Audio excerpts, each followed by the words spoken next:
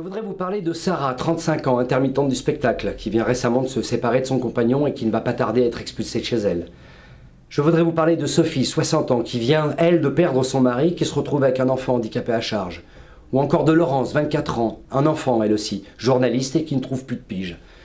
De Françoise, mariée, ouvrière, 45 ans, mère de 3 enfants et dont le mari vient justement de perdre son emploi. Je voudrais enfin vous parler de plus d'1,5 million de femmes, avec ou sans enfants, qui vivent aujourd'hui en France dans une très grande précarité.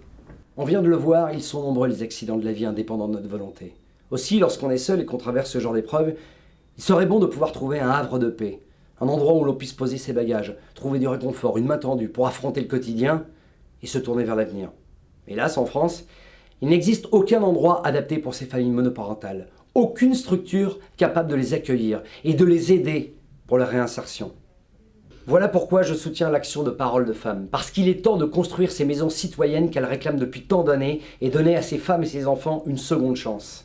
Alors avec elles, j'appelle à un acte de résistance par le biais d'un rassemblement, le 6 mars, pour que la précarité des femmes ne soit plus une fatalité et que l'égalité retrouve tout son sens. Alors, j'aimerais te dire merci, vraiment te remercier Bruno Solo, et appeler toutes les citoyennes et les citoyens de ce pays à nous rejoindre le 6 mars à l'ESG à partir de 18 h. J'appelle aussi tous les candidats à la présidentielle à se mobiliser sur ce sujet parce que si les artistes s'engagent aux côtés des associations, c'est aussi pour que les hommes politiques et les femmes politiques de ce pays puissent faire avancer ces sujets. Et j'espère qu'à la veille des présidentielles, ils se mobiliseront. C'est notre souhait à tous et à toutes. Je suis une femme aujourd'hui.